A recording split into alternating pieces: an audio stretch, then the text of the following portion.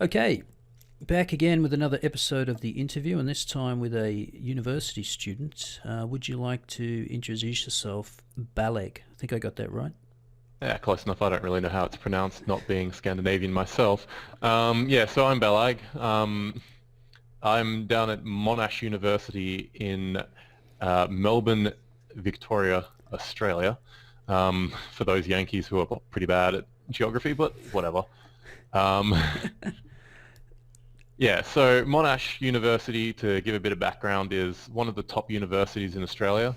You're probably putting it in the top five would probably not be a disservice, but it, there might be a couple others that, you'd argue into top five instead of Monash, but hey, it's close enough to that.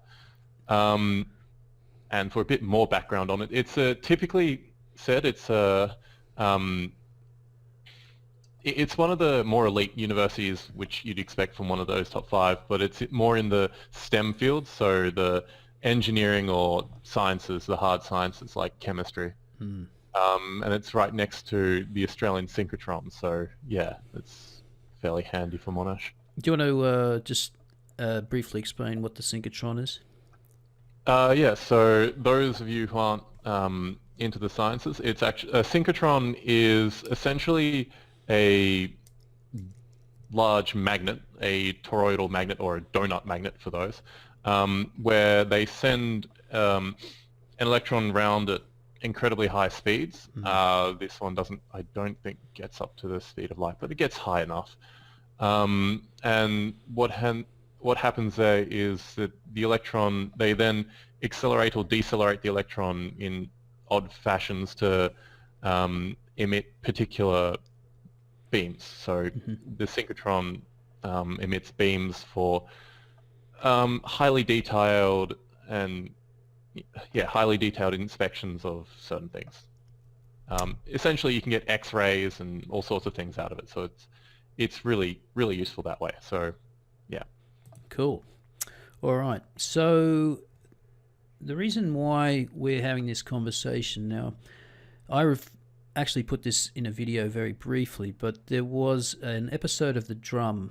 That's a show on Australian TV, very lefty-leaning show.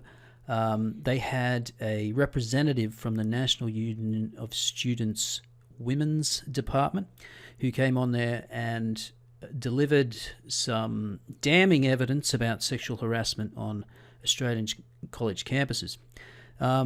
This was the famous study in which, as I've previously mentioned, the most prevalent form of sexual harassment is staring. But the overall findings said that 70% of women were being sexually harassed on campus. Okay, when you actually go into the numbers and you look at what would constitute the legal definition of sexual harassment, of course it's extremely low. But they had traumatizing stories like some guy followed me out the front gate of the school and asked me out for a date. Apparently this is traumatizing now. Are you supposed to get consent to ask someone on a date now? Is that where we're going? But anyway, that program, there was a couple of experts, or so-called, brought on, and they talked about the hunting ground, the documentary out of the United States that was going to be toured around Australia and shown in university campuses. And I made the comment at the time that I think this will be a way to shoehorn compulsory consent classes into Australian universities. Now, you showed up in a recent live stream I had and said that, hello, it's already here. We have consent classes at Monash University and the hunting ground has been shown there. Is that right? Yeah, it's definitely right. And it was actually, almost 6 months ago that they actually showed the hunting ground in Easter. And speaking of asking consent, funny you should mention that, because in the actual Monash sexual harassment definition, one of them is unwanted requests for sexual favors or sexual or smutty jokes. Yep. Hey, do you want to actually? Do you have that link up? Because you want to Sure. share the I'll screen? share that. Just give a sec. Right, so here we go. There we go. This page. Yeah, so here we go. It's it's all sorts of ridiculous things going on. This is fairly standard, though, that what I've seen that constitutes workplace sexual harassment. I think they're all getting their same definitions. But you can see some obvious problems here, like unwanted requests for sexual favours. Well, again, context is needed. I mean, if you walk up to someone in the lecture theatre and say, "Can you give me a hand job under the table during this lecture?" I think that, that would be unwanted. But if what about if you have a girlfriend and you for 6 months and you're sitting in your room and you make a flippant offhand remark about, well, I wouldn't mind one of those right now.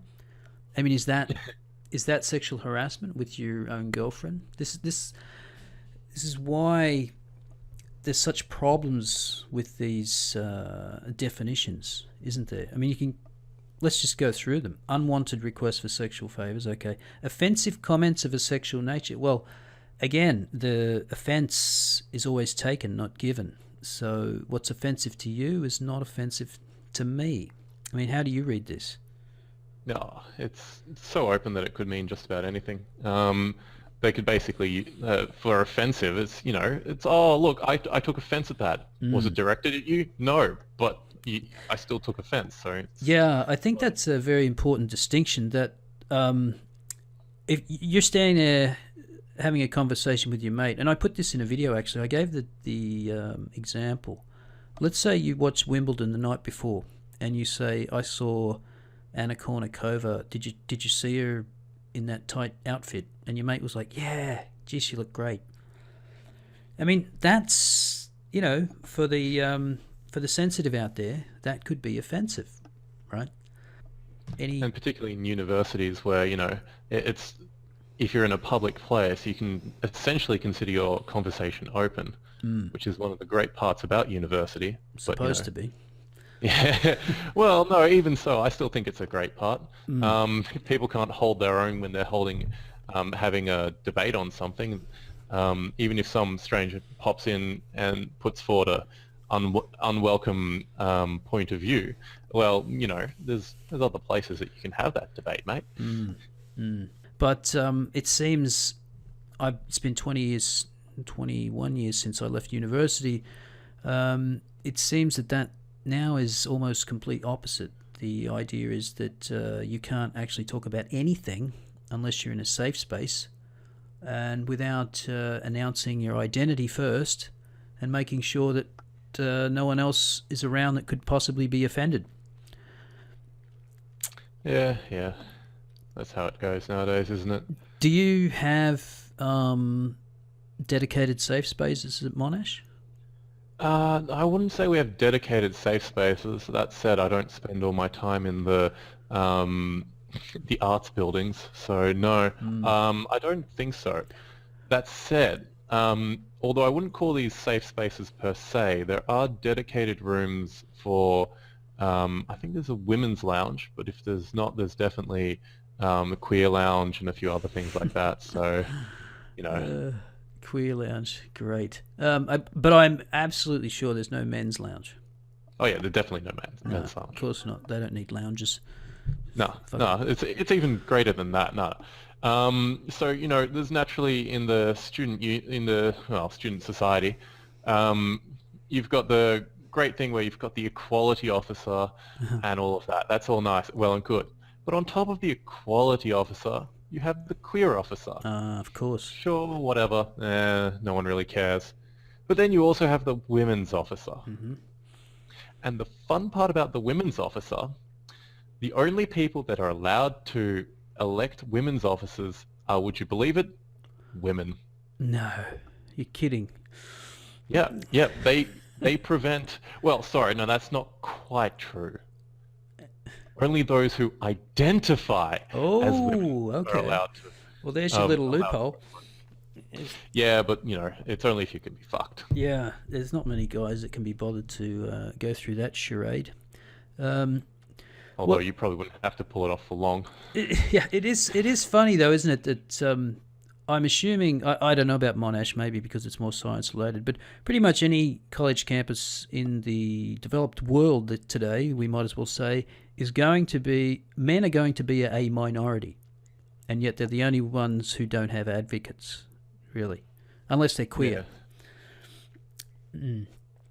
But okay, let's just keep going here. Sexual or smutty jokes again. So this is something, if you're telling between a mate of yours and somebody happens to walk by, that they could take offence at this. Do you have any? Do you know if any of this has been acted on? Have you heard of any sort of anecdotes? No, I haven't actually. That's the sort of thing, fortunately. But then I typically hang around with more the science-orientated people, whether that's computer science or even the business sort of way. So I wouldn't really hear of this sort of stuff because I doubt it happens that side.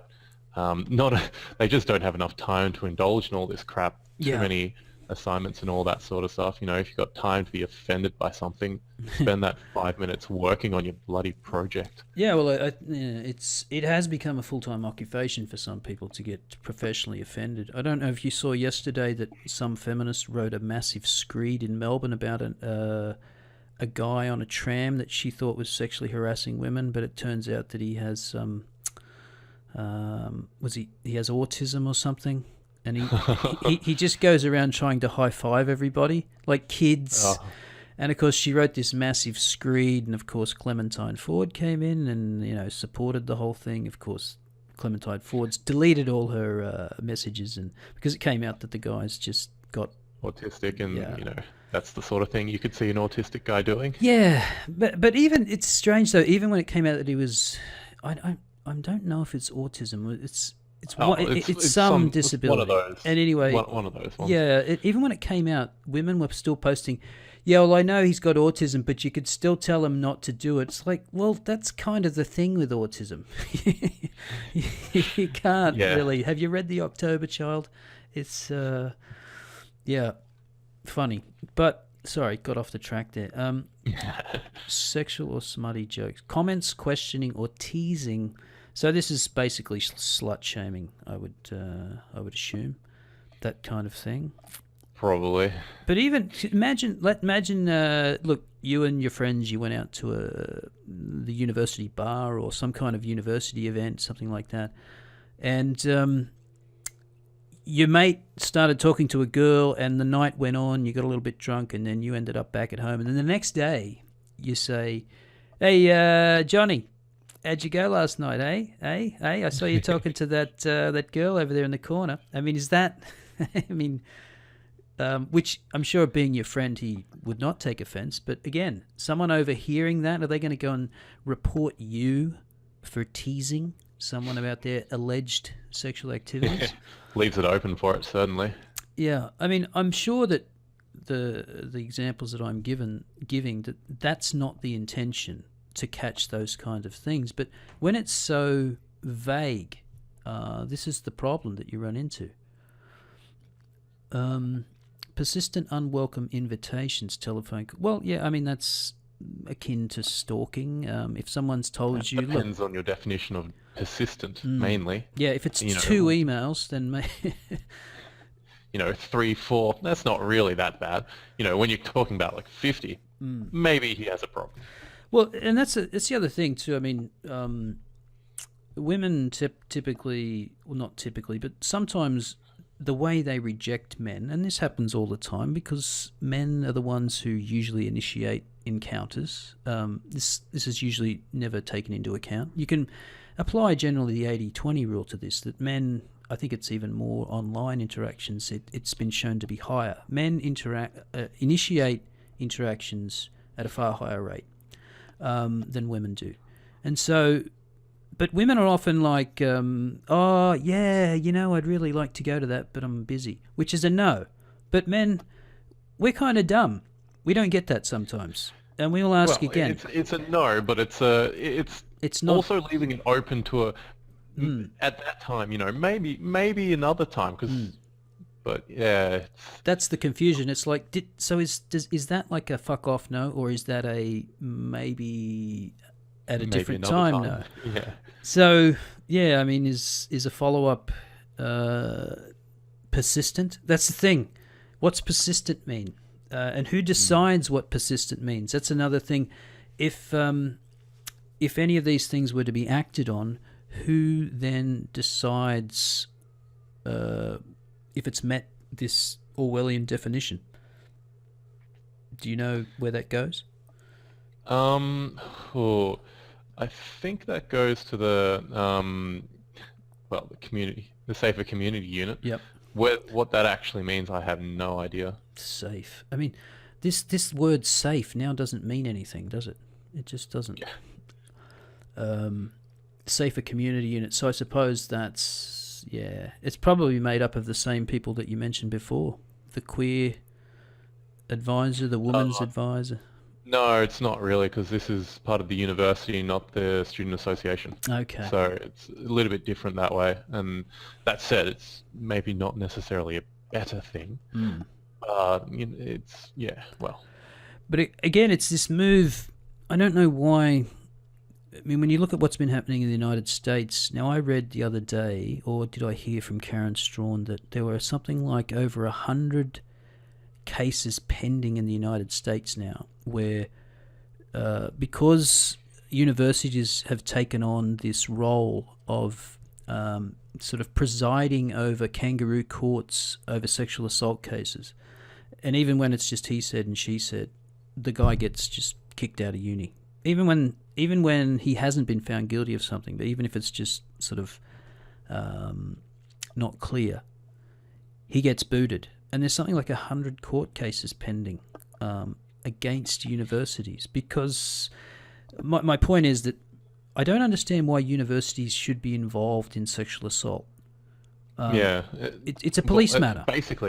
Basically anything more than, the petty crimes like theft or something. Something that's not unreasonable for you to do a little bit of research yourself on. Anything serious, it definitely should go to the police. Yeah. University should be there going, oh, you assaulted someone? Well, what we're going to do is separate you from there and then see what the police say about it. Yeah. And then we'll take our decisions from the police investigation. None of this internal stuff for anything serious. No, I mean, at the most, I think they should be able to facilitate the police investigation. Yeah, so that, okay, there is some truth to the fact that some people won't come forward about sexual assault and rape. So, as long as, okay, we have an office you can come to, and we'll facilitate the contact with the police and make sure that you get taken care of. But we do not in any way step into the investigation or anything like that. I think but I mean, this is, if you see what's going on, there's a larger trend of this sort of listen and believe mentality where a woman's word is enough, and the burden of proof has now been reversed, so that you now have to prove. In Canada, it's law that you have to prove that you got consent if you're the male, which is such a absurd, dangerous route to go down. Because how can you prove that? It's still a he said, she said. Oh, and then we have an even greater fun part afterwards, going, so we've got this incredibly serious crime that everyone thinks is a really, really serious crime, and the burden of proof for this crime is on the accused to prove themselves innocent. So what's stopping it for, say, a murder, for, say, treason, for, say, anything else like that? It's ridiculous. Well, it exposes the hypocrisy of, I think, feminists in general, that, of course, it only would apply to crimes where women are primarily the victims. Yeah. Or the alleged victims, at least. Physical contact such as patting, pinching, well, okay, I can actually agree with that. Touching or putting an arm around another person. Well, yeah, I mean, boys, we do that all the time, right? Slap each other on the back or put it's more the I would say if you're persistent and after you've been told to stop, there you might have a case. But if they just do it out of the blue, you never know. They might just be really awkward, a really awkward person trying to make a move, or just trying to be friendly or something. Yeah, it's criminalizing awkward behaviour. I mean, especially if you're a young guy and you've got to uni, and girls, and you're not particularly sexually experienced, but a lot of people aren't.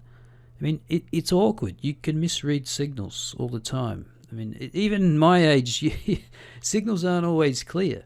That's why a lot of it's non-verbal. Patting, yeah. See, sort of, imagine you are in a group and you tell a joke, and as often happens, someone like a girl will like put her arm on your knee, or like and lean out and touch you. That's a very typical female behaviour. It often signifies that she's interested in you. This is not an opinion. This is just basic body language. Now, because here's the problem with this: if men go, well, righto, I'm gonna really take this to the letter of the law, you can turn around and women will get bitten by this as well. But men, that is definitely the thing. But men, generally, of course, we're not the sensitive ones. We don't usually give a shit. We don't usually complain about that type of thing, especially if an attractive girl is putting her arm on you. It. Yeah. And that goes again to the sort of subjectivity of it, is that, again, a girl might be fine with some guy that she finds attractive patting her on the back. But if it's that kind of creepy guy, not so much. The display of sexual... Wow, God, that's another one that you can see in the workplace. The idea that you're sitting in the courtyard with your laptop open and someone walks past you as you click on it doesn't even have to be a porn, really, does it? I mean, it could be just something like the ad that was banned in the UK subways. Did you see that one? Yeah, it could be one of those sorts, but yeah, all sorts of crazy things. I know, actually, this one has sort of had somewhat of has occurred, but not against a person per se, but yeah. This one's affected my group somewhat, really. Given that in the campus centre, they used to have these display TVs, so they had a table with a couple TVs on them, and some power plugs in the table. I suppose it was more of like a power board in the middle of the table, where you could essentially plug a laptop in and display the whole thing to a group. Sure. And well, to be fair, they were somewhat misused, because you'd think that they were intended on used for like small group presentations or something. Right. But having them in the main lounge at the campus centre, you're probably not a great place to just hang around and do work, because it's generally loud and noisy and all that. But long story short, some suggestive material, which is to say inappropriate anime, was screened on them, not by my particular group, but by one of those socially awkward types. And yeah, then they took them away, despite the fact that, sure, take the TVs away, but the tables themselves were incredibly utilitarian. I mean, do you have to take it away? I mean, like, it's one incident. I mean, surely you can say, hey, guys, that's probably not the most appropriate thing to show. Yeah, well, it wasn't one instance per se, but what it was, they never really came out and said, yeah, don't show that. So you could say that, it's just silly from them. Yeah. Again, that's just another whole grey area. Unwanted ongoing declarations of affection or approaches for affection, including gifts and being followed. Yeah. Well, again, I think that goes back to what you said, about being persistent or not. If it's a couple of times, I mean, you really should get... I've always... I've probably... This happened to me a few times. If I've been told no once, that's it for me. I'm done. I'm out. I don't need... If you're playing the game, if a woman wants to play the game of, I'm going to say no the first time, so he asked me again to see how keen he is, That's not going to happen. I don't do that because I think straight away, if you're going to play those type of silly games, then you're not the type of person that I'm interested not in. honest enough. Yeah. Not forthright. Yeah, I don't. Let's just not do that. Yeah, well, sexual assault or rape. Yeah, well, Yeah, I think sexual harassment. Well, I think yeah, I can get on probably board with the sexual assault and rape one. So the last one there, is that what you were talking about as well? Use of university computer systems for the retention. Oh, it wasn't. I wouldn't say that would be a computer system. They provide, as a university, they provide computer labs and whatnot. I suspect that's what they actually mean, rather than someone displaying, potentially sexually explicit material on, or suggestive material on the actual monitors that they provide. Because it's their computer systems, they don't want that crap on there. Fair enough. Yeah. All right. How about, do you want to share now? Is there anything else on this page that you wanted to share? I don't really think there's anything particular. No. How about we go to the video? Oh, the video. This would be great. Did I put it on this one? Whatever. Here we go. There we go. So let's just set this up. Let's just pause that for a second. This is obviously a video about consent. And I feel like this is a 2-minute video, but I feel that this is going to take about half an hour to get through. So let's, because we'll be pausing it in a lot of situations.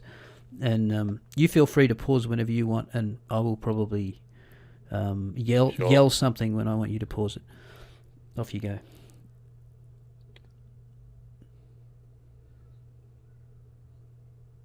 Oh, I think we don't have sound. Really? Yeah. Oh. I don't have sound. No. That could be a problem with the sharing. Yeah, I think it's the share screen part. Here's what I'll do. I'll take out my... I'll go back to the start, and I'll take out my headphones, so, it's a bit of... should work out that way. Now, the only trouble is that you're going to echo if it goes up, so there's that. Increased sound. Tell me if it comes through all right. Consent is the most important part of sex. Because without consent, it isn't sex. It's great. Consensual. Yeah. So, without consent, it isn't sex. Yeah. No shit. Well, I think, it's, again, I think, how do you, because before we started this conversation, I mentioned to you earlier, I mean, how do you, because to me, a lot of this talk comes off as extremely condescending. Yeah, the tone of voice certainly is, yeah. That's the sort of thing. I mean, her face, this is a nice stop. That's condescending as all hell. Yeah. It's because I mean, as she's obviously not talking to me. I'm 40 years old, but this is aimed at her peers, obviously. But I would still find it, especially the doofus at the beginning, the big pudgy Aussie rules dude. I'm like, yeah, I don't know, dude. You look a lot more creepier than I do. You and your partner must agree that you both want to have sex. Both of you have to be totally up for it. Stop. Bullying. So, can you get up the transcript? Transcript? Yeah. Sure, actually.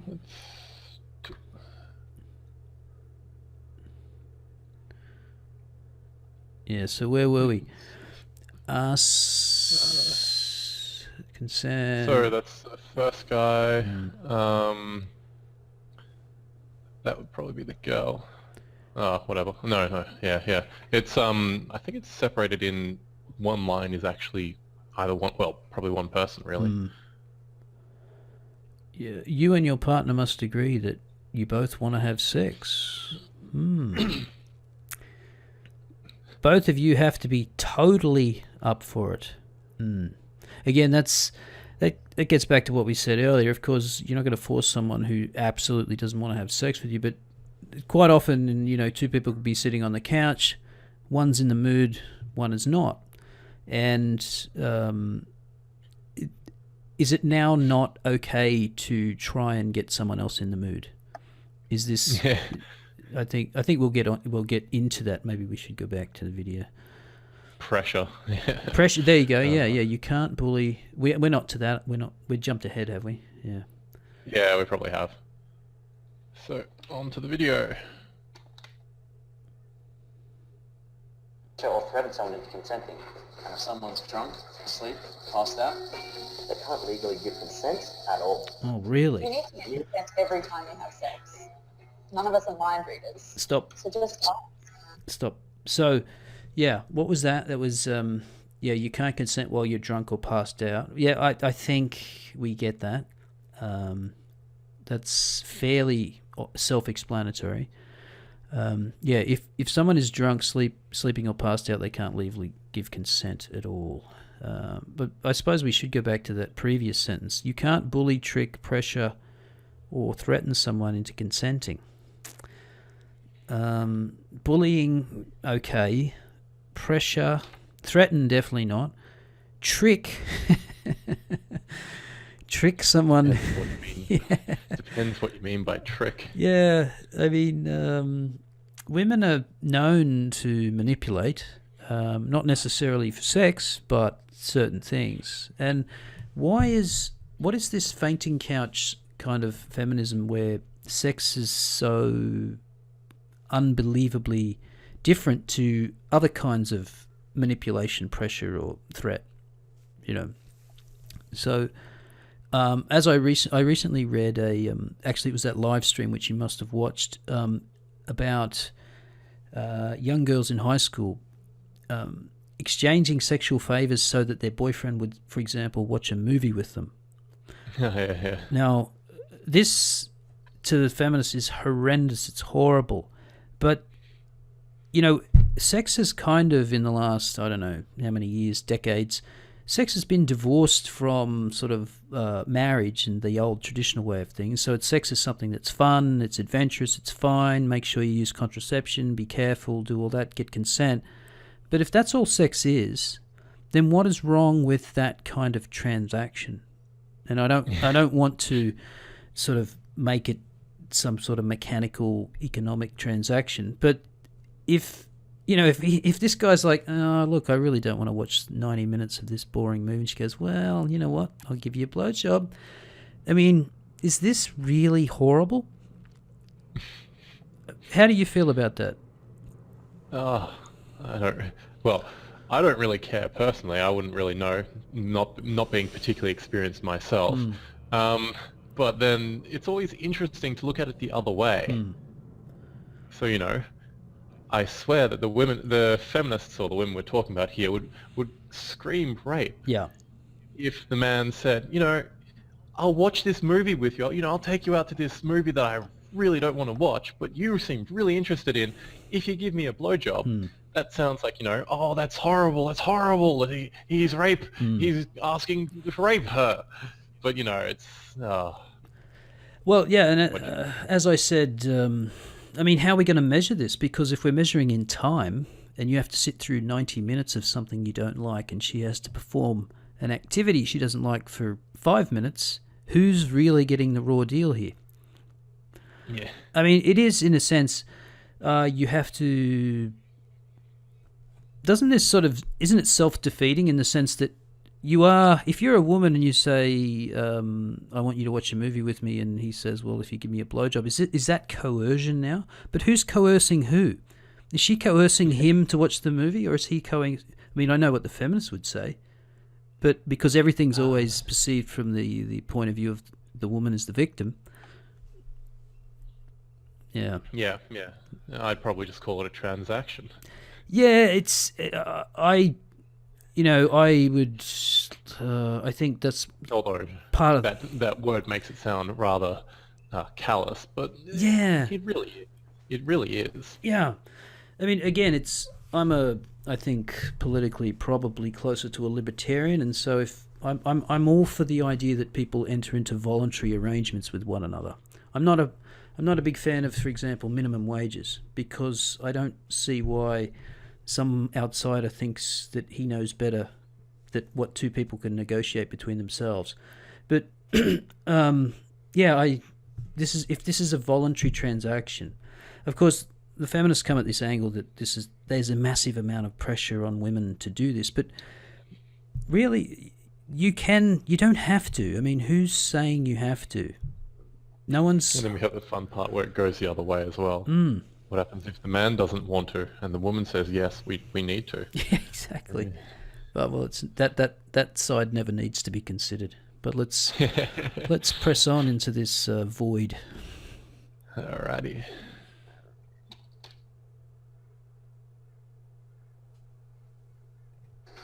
Really listen. Ask things like, is this what you want? Is this okay? Do you want to keep going? Oh, stop. Yes. Is now again though, is this okay? What was it? Is this what you want, or is this what you like? Is this okay? Do you want to keep going? Is this what you want? Yeah. Like, what if she says, I like it a bit rough, and so you start punching her in the face repeatedly, and it said, is this what you want? Well, he's complying with the consent laws. I mean, yeah. this is what happens when you try to police behavior that's really instinctual. There's a biological imperative to it. There's actually one very nice line is you need to get consent every time you have sex. None of us are mind readers. Oh God! So just so that's beautiful. That's beautiful. So just ask. No. He asked initially, and then if you're going to change your mind, it's up to you to inform the other person on the change of state. Yeah. Because, oddly enough, none of us are mind readers. Yeah, but it's isn't it interesting though that the complaint of not being a mind reader is usually one leveled at women, or at least it used to be, because they're the ones giving off the mixed signals. And I'm not saying it doesn't happen the other way. Of course it does. Men can also give off mixed signals, but that's usually a charge leveled at women. But this video is clearly aimed, even though it doesn't say so, and it's careful not to, it's aimed... Very careful. Very, very careful. It's aimed at men, quite clearly. Yeah, so you need to get consent every time. But again, so for even in California, where they brought in the yes means yes law, part of that law is that consent can be gained non-verbally, but they don't really stipulate what constitutes non-verbal consent. So, and I would submit to you, and I don't know, maybe I'm outing myself here as a rapist, but that most of the time, consent is non-verbal, almost all of the time, especially if it's obviously a girlfriend. If it's you've been out on a couple of dates and this is the first time she's back to your room, and the fact that she's back to your room is a signal that maybe she's interested in something, and it never starts out as, can I kiss you? I mean, maybe it does now. I mean, maybe it does now. I don't know. As I said, maybe I'm outing myself as an old rapist. What are we up to there? If you... halfway through or something. 45 seconds in, so we must be up to, if they consent, you'll hear things like, yes, keep going. But if they say no, can we slow down? I guess, if you want to. But see, that annoys me. Like, can we slow down? Sure. But I guess if you want to. I mean, why are you saying that? I mean, if you don't want, this is what it annoys me about, do women not have any agency? Why is it so hard for you to say... no, well, let's not do that. Yeah. Let's do this instead. Let's take it slow. Let's just keep it as it is. Or if they don't say anything at all, well, fuck me. Again, so the onus is on you to consistently check all the way through, right? So if they're not saying anything at all, Could it be perhaps if they're not saying anything at all, they might actually be enjoying and consenting to it? I mean, couldn't we interpret it that way? Often that's probably the case, but then again, people remember things differently. It's looking like it might be worthwhile just videotaping all of your encounters for legal security, which is going to be fun. But then that's illegal, right? Because you've filmed someone without their consent. Oh, well, no. Well, that's when you just say, you tell them, well, this, film or nothing. Yeah. See, this is interesting. I mean, I wonder if... my guess is that most people largely ignore this stuff because it's unnatural. Even if you tell young people, I mean, there's certain biological urges that just sort of defy this kind of policing, don't they? Yeah. Can we slow down, I guess, if you want to, or if they don't say anything at all? Just stop. Well, that would be helpful. Let's go back to the video. Right.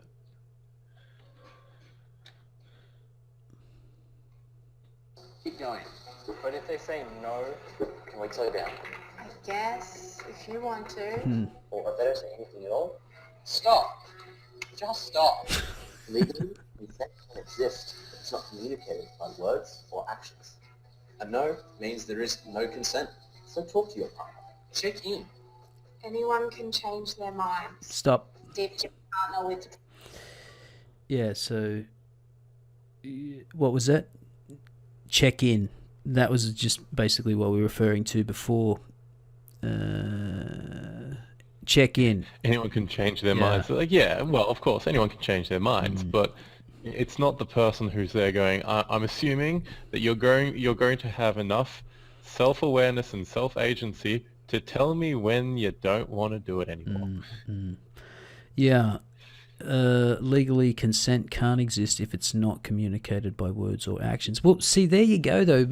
You've just kind of contradicted everything that's come before with the actions part, right? Because if you're not... Yeah, but they're going to go on there going, there's sometimes when if a girl's not talking at all, comes up, starts unbuttoning your shirt and stuff, well, clearly she's into it. Of course, then if she stops unbuttoning your shirt and, you take it, all right, she wants me to do a few things, and you go on ahead, and then the next day she says you raped her, well, you're there going, well, she kind of consented, and she then didn't tell me. I assumed that, she was all well and all happy for it until, and then, well, Yeah. Okay.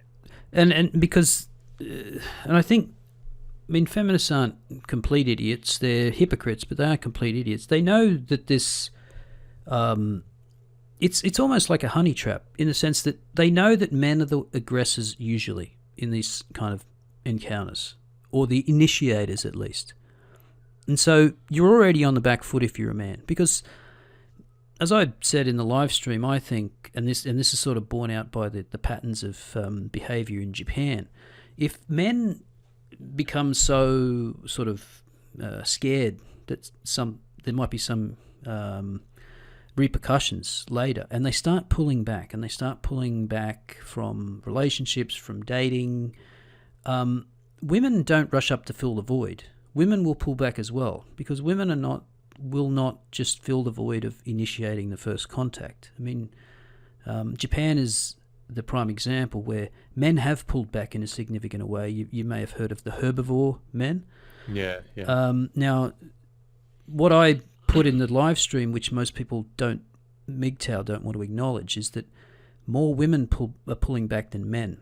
But I suspect that the women pulling back is in response to the pullback of men. That's my theory that is unproven.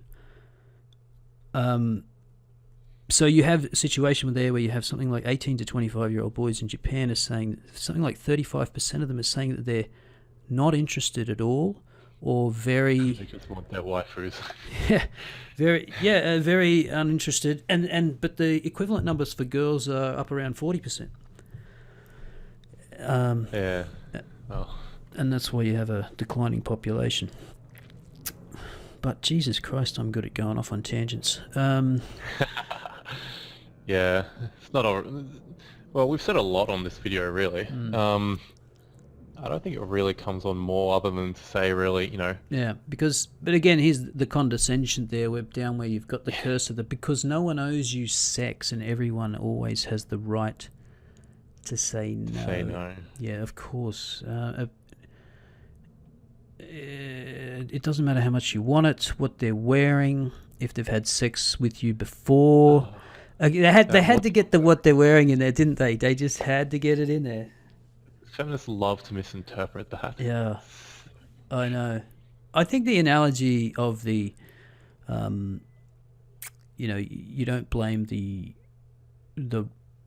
have to take some blame if you leave your house unlocked and it gets robbed. You have to take some, of course, the robber's at fault. It's a crime, but you know that you live in a world where crime happens, robbery happens, and so there is some onus on you to lock your house and take precautions. It's not... Yeah. Or if you walk down a dark alleyway and get mugged, well, you know, what were you doing in the dark alleyway? Yeah, 3 a.m. drunk.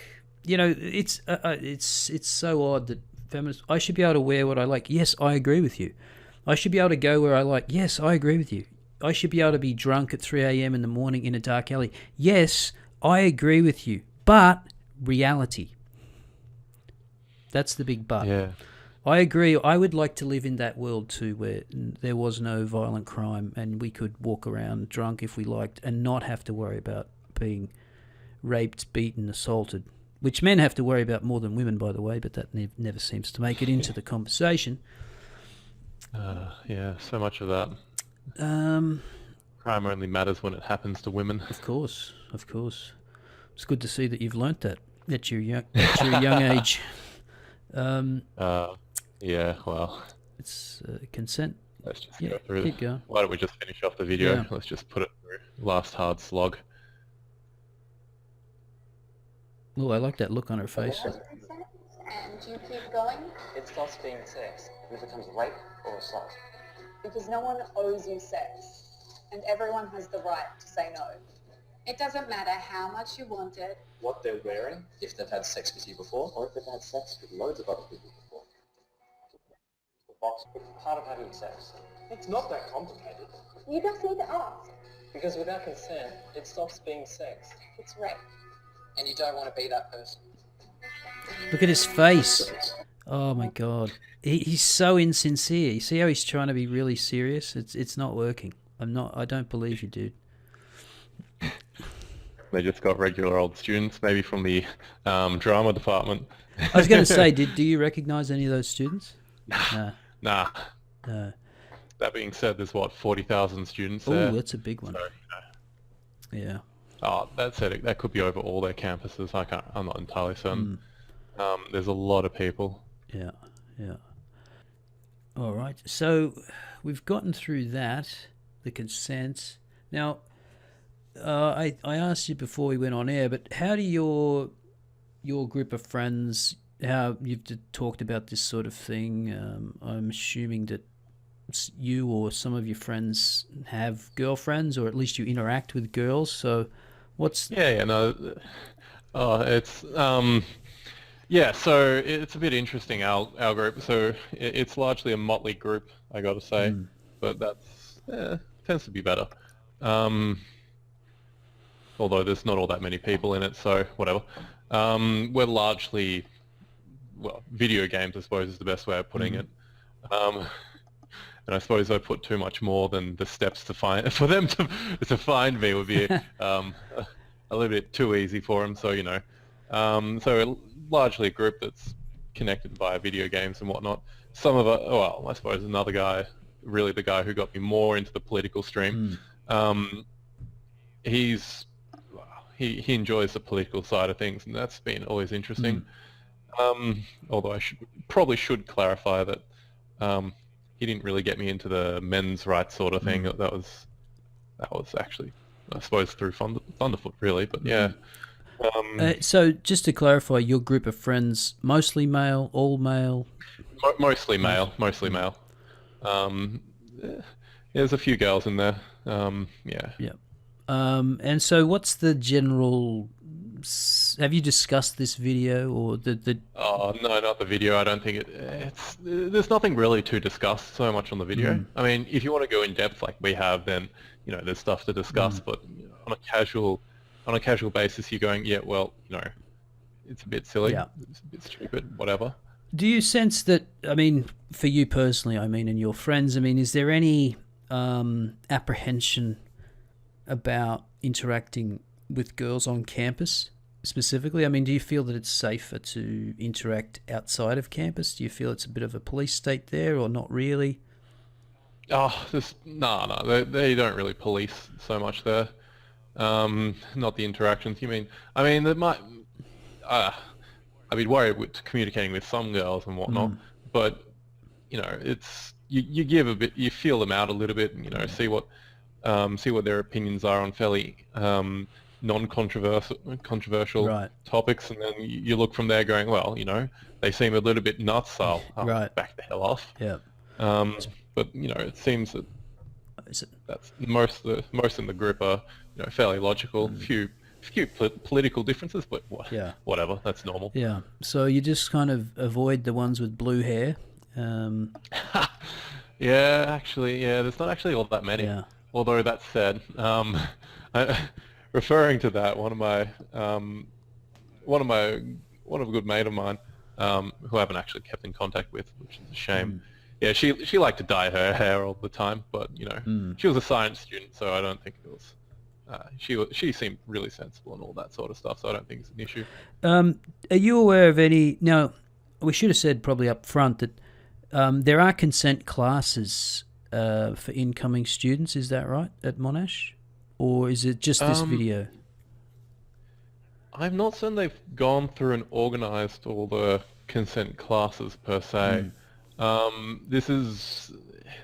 Oh, I'm not sure that they will be bothering because Monash is... Well, in Monash it's reputed to be quite stingy and whatnot, so if they don't have to have a class, they probably won't. They might be looking into organising one, but this is the first this sort of stuff has come up, so it would make sense for them to do a cheap sort of course, gauge the feedback from it, and then look to move on from there. Yeah. Well, I just... It's interesting. We seem to be a little bit behind in Australia. I don't know if you saw the story out, I think it may be 2 weeks old now. York University, a quarter of the students got up and protested and walked out of the compulsory consent classes there. There were... That's probably what would happen. Yeah, there was actually people actively handing out leaflets before the consent class saying boycott it. And then, I think according to the report, a quarter of them got up and walked out during that. So Australia, again, it seems to be we're edging towards this compulsory consent, this hypersensitivity on campus. Women are special snowflakes that need to be protected from the evil men's. So I guess it's probably just a matter of time. But you're close to finishing? Yeah, definitely. Yeah. So you might actually escape it, all the madness when it really descends. Yeah. Hopefully it can all be cut short, going by maybe appealing to their bottom line, saying, "Hey guys, pushing this through. Look what happened to Missouri. They lost a hell of a lot of money. Surely you don't want that to happen here. I think look at all these other ones that have actually said no to this sort of crap, and they got extra money. Yeah, I think Missouri, the enrollments were down 40%, I think, was the number that I saw last time. Yeah, and had to close 2 of their halls of residence. That's right. Whatever they're calling them. It cost them a pretty penny there. And I think that recently it was was it Chicago? Chicago University came out and said there will be no safe spaces here on this campus. Yeah, I think it was that one. Yeah. So I wonder if Australia is... it's good to be behind in some ways because maybe these things can be killed by the time they actually get here. But I was going to ask, on campus, is there any men's rights activism? Is there any men's groups at all, even if it's not about men's rights? Well, there probably are, but they're not. Well, they're not active in the circles that I see. and I don't think I haven't seen them post anything up, so I wouldn't really know. Are you aware of the documentary The Red Pill? Yeah. I was actually debating on whether, I think I will actually get myself a ticket for that, for the premiere. Well, I wonder at some point, maybe not you, or if your friend who's more politically active would look into trying to get that shown on campus. I mean, probably after the premiere's hit, and you don't have to pay big money for it. But down the track, and maybe you'll be gone by then. But when the video comes out on DVD or something, that's something. Because I think that I haven't seen it yet.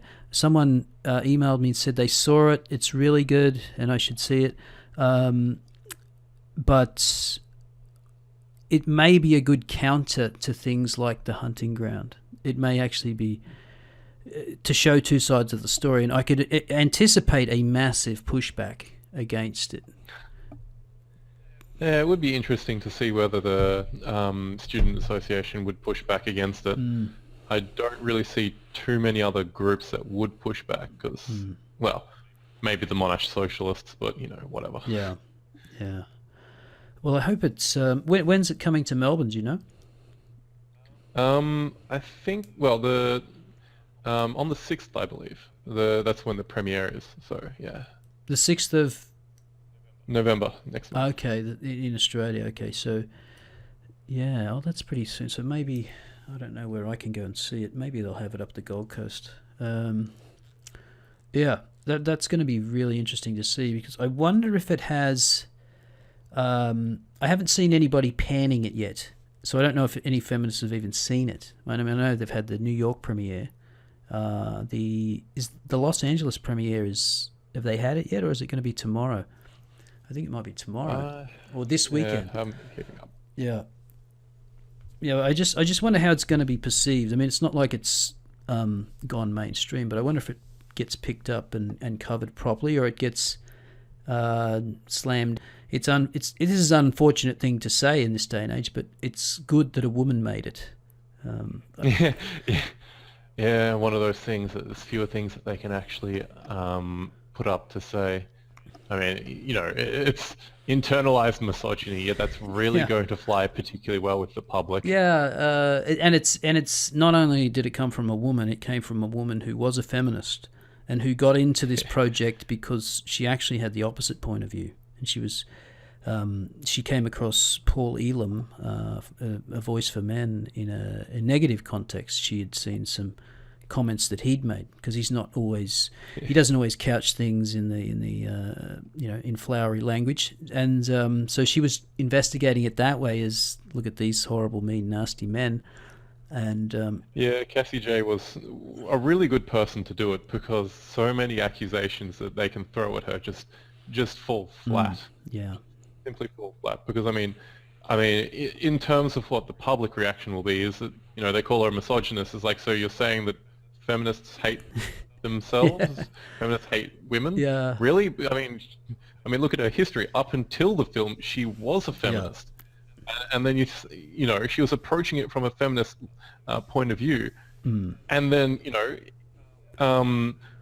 then if you look at her history with all her other ones, most of the people even plugging those were feminists as well. So you're saying that this one film from a person who has a pretty good record is suddenly horrible? Seems a bit odd to me. Yeah. So. Yeah, she does seem to be, if I could say, perfect for this, in the sense that the shit will not stick to her. I guess the only thing that they could say is that, she's just completely gullible and stupid, and she's been sucked in by the propaganda of the men's rights. I mean, that's the only really track they can go down. But as you said, having set up all the stuff before, that, she was actually a feminist until she got involved in this project. She actually shelved the project she was working on to start up this one. Okay. Now, I had a couple of things down here. You had talked about poster campaigns. It was a diversity week. Lovely, that one. Yeah.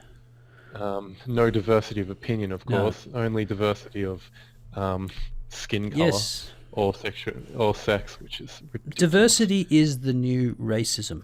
That's what I believe. Diversity is the new Oh racism. yeah, definitely. Diversity, you could just say diversity equals fuck white people, basically, and white men in particular. Yeah, well, what you gonna do? Which one are you looking at? The University Australia Executive Women's Group. What is it? It's equity in participation. The women in universities. I think. Let's see if I can just bring up the IMGO I had of that. So I'm not certain if it will. There we go. There we go. Just because it stops me from having to reshare everything. So this is all fun. Diversity and inclusion. So this was literally last week. Yeah. Oh, wonderful. And did you go to Diversity Inclusion Week? Did you? Oh, well, I was at uni then. I didn't really have anything to go to then, I suppose. What was this? It would have been a Tuesday. No, I wouldn't have been to that one. Indigenous Cultural Safety Workshop. Oh, fuck, that's going to be brilliant. This workshop provides a brief introduction to the Australian Indigenous people and culture and to Monash's Indigenous strategy. I mean, why do you need a strategy for Indigenous people? I mean, God, it's the soft bigotry of low expectations, isn't it? Yep, definitely is. So look, listen to the language. With the aim of increasing cultural safety. This word has no meaning anymore. It really doesn't. Cultural safety. So this is all about what? You're going to tell us not to use the word abo? You're going to say they are the first Australians. We treated them pretty badly for a while, and now what? We're supposed to feel guilty? What is this? We're supposed to celebrate dot paintings, boomerangs, and Dreamtime? Yeah, it's stupid. It's really we've probably done arguably enough. I mean, they're a conquered people. Let's be honest. Yeah. They're a conquered people. So I don't think there's any argument over that. It's about what you do going forward, and it's about this idea that somehow you should feel guilty for the sins of your great grandfathers, and perhaps they weren't even participants, and that people today born who did not suffer those things are entitled to something. I think this is odd. I think you have to recognize that injustice was done. Yes. How do we move forward? That's it. You have to think of ways to help them actually. Well, they're in a horrible state at the moment. There's no denying that. We need to think of ways to actually help them get on their feet and become productive members of society. Because, I mean, you look at the ones that actually do get on their feet, they do just fine. Exactly, yes. And they all do. And the ones that do get on their feet, they all have one thing in common. They all have educations, and they all have jobs. They all work hard. Or they could be the odd sportsman. Yeah, well, that's... Even then, they often get education. I mean, I know Cyril Rioli. I don't know him particularly well, but I did go to school with him. So for those Yanks, I suppose non-Australians, or those who don't follow Aussie rules football, he's a particularly skillful player in the Hawthorn, isn't it? Hawthorn football. Yeah. Yep. Hawthorn Football Club. So, who happens to be, Aboriginal or Torres Strait Islander. I can't remember precisely where he comes from, but anyway, yeah. So, he went to a fairly prestigious high school in Melbourne, and then he was offered a sports scholarship to the school. He wasn't particularly the brightest of kids, but he worked. And the school helped him get through because, it's a big difference coming from outback Australia into the big city and then going into an academically focused high school. So, he needed some help to get his bearings and get on track, and he got the support he needed, and he's done pretty damn well for himself. Yeah, he has. But the thing. So that the listeners understand, in Australia, the big thing, one of the Indigenous issues that's to the fore is recognition, and that is to change our constitution to recognise Aboriginals as the first Australians, which on its face I don't really have that much of a problem with. But it's this idea that giving Aboriginal Australians recognition in the constitution, the way it's being pitched is this is going to change the face of the Aboriginal sort of community in Australia, and it actually does precisely nothing. It's one giant virtue signal, and to make it worse, they would be the only group of people mentioned specifically in the Constitution, which you don't want that. Why would you want that? Yeah, it seems odd to me. But I leapt on to the Indigenous one there, but actually I think, what's the first one there? Yeah. Advancing gender equity in STEM. Yeah, this is a great one. We've made great improvements in gender equity, but change isn't happening fast enough. Insert for the feminists, particularly in science, technology, engineering, mathematics, and medicine. STEM, where representation of women in senior roles remains. Also, this is staff as well. It's for staff and postgraduate, but they're talking not only about students, but they're talking about, say, women professors as well. Yeah, in this one, I dare say they're talking about professors, and mainly professors, because whereas it was, whatever. I think it's, yeah, it's a real joke, really. I mean, seriously, women, if they don't want to come into the STEM professions, saying come into, trying to get them to come in won't keep them in. You've got to look at retention. If they want to come in, they can come in. So you might as well just say, okay, how is this best taught?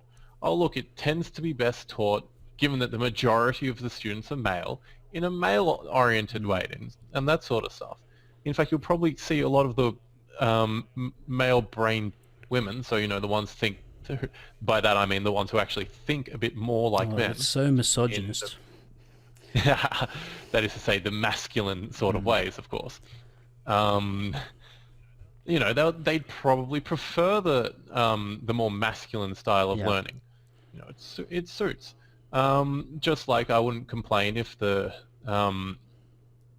gender studies and all the sociology was taught in a more feminine sort of way.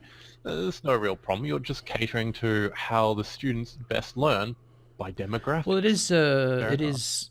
Where is the advancing gender equity in nursing or psychology or education? Education's a big one. I mean, education's probably one that should almost be pushed. I think it's probably because I think education's actually been. I think men have probably been pushed out of education. Yeah. Rather than not wanting to be in there. I think there's plenty of men. Myself, I probably wouldn't be opposed to going into education. But then there's all the concerns about, well, I don't want to go through an education degree because it looks like a load of crap. Yeah. It looks like there'll be all sorts of crap going in there. I don't care about that. I want to get my point across to the students in the clearest way I can. That's what want from an education degree. Yeah. And the degree should be about the best ways of doing it. Fuck the students if they're crying. It's like no. If you need that sort of help, you have your parents.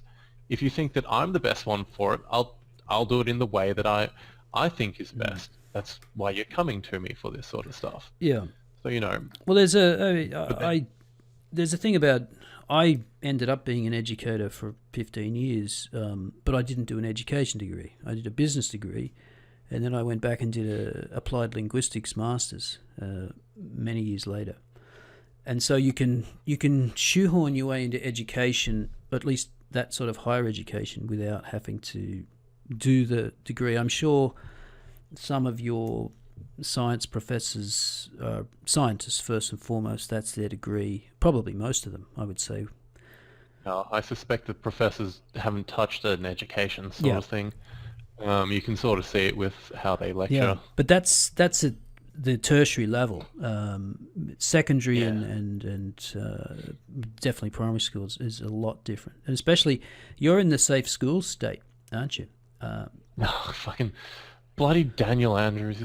He's an absolute clown. I know. Absolute clown.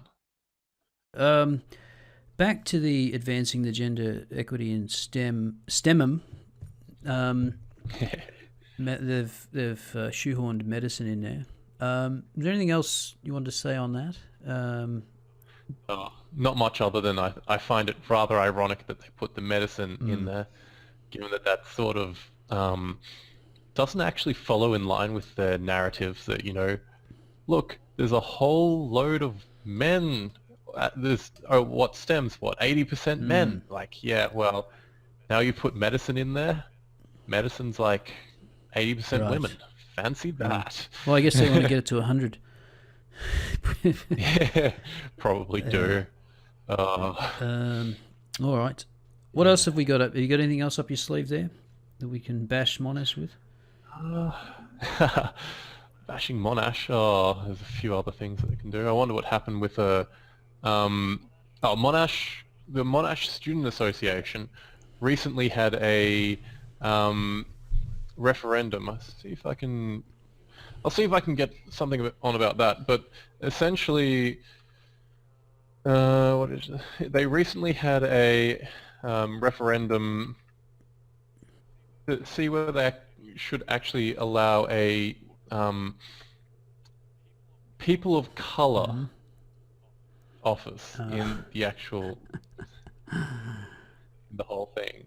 So yes, it's sort of fun. What about? Maybe it's in the elections. Aha! Here we go. Declaration. Here we go.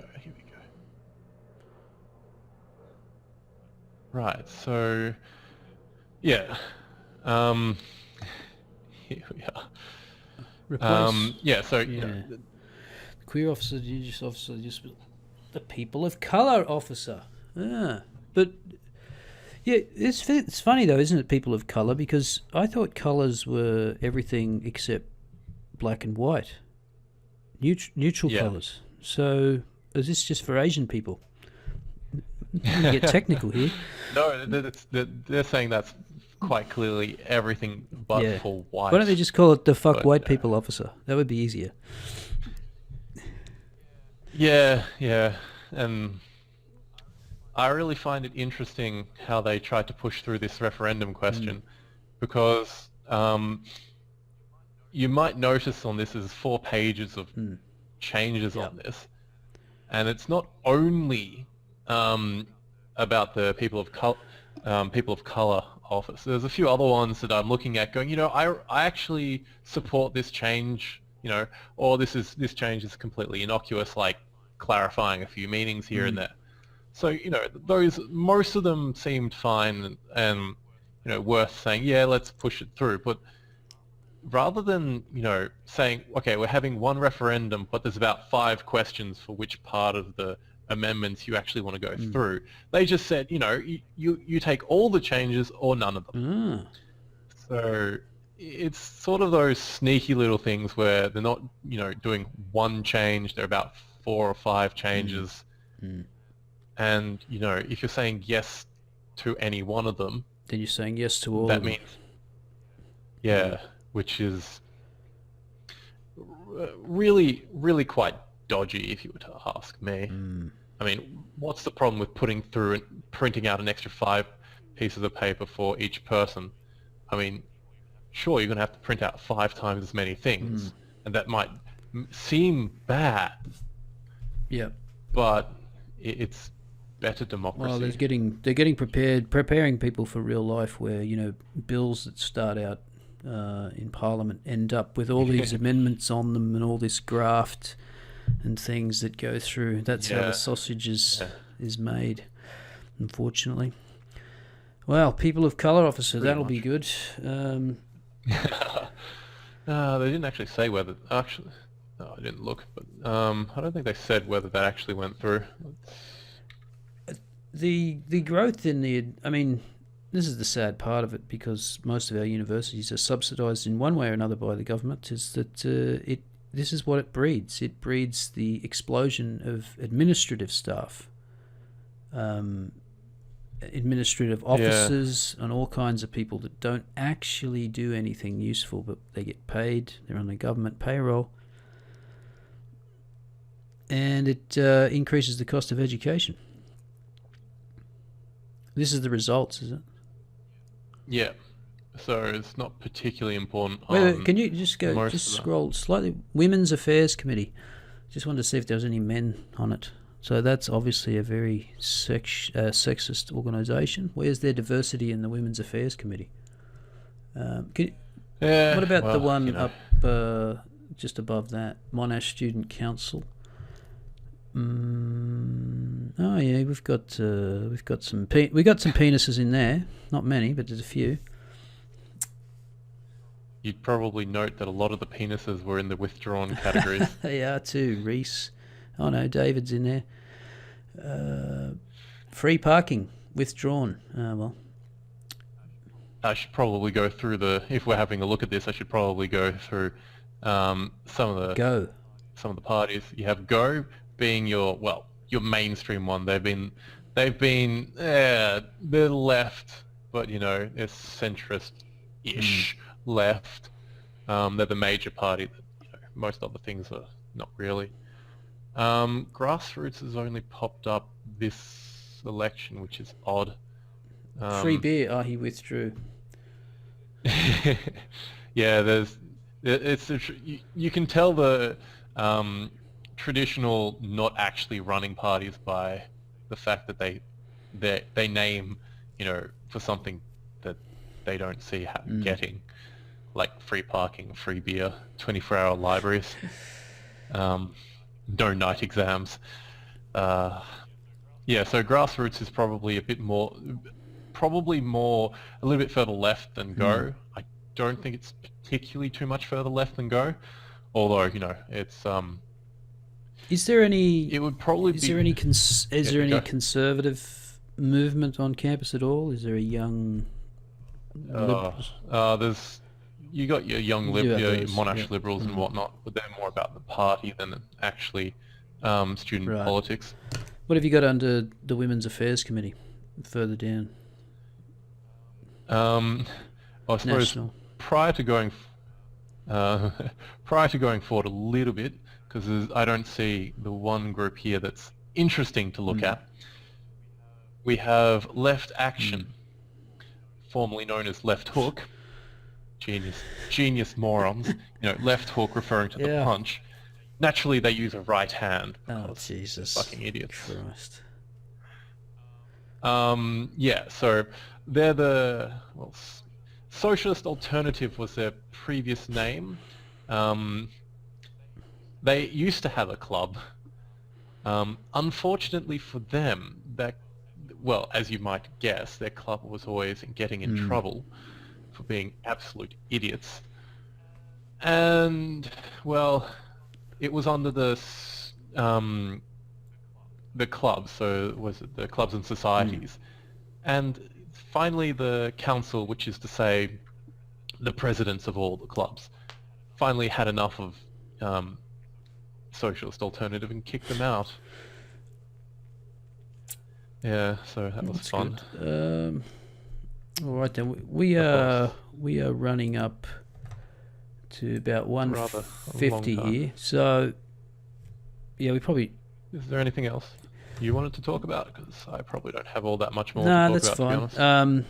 Well, I want to thank you anyway. Thank you a lot, and I just want to put the word out there and to others at university. I've made this call before, and I've had a few high school students on, so I'm still happy to have those on, and there's still some people that I haven't got to yet. But people that university students, people that may even work in universities as teachers or professors or some other type of administrative role, feel free to contact me if you've got some interesting stories. And I want to thank Balag, I'm not sure if I got that right. Don't worry. Anyway, thanks a lot for coming on, man. No worries, man.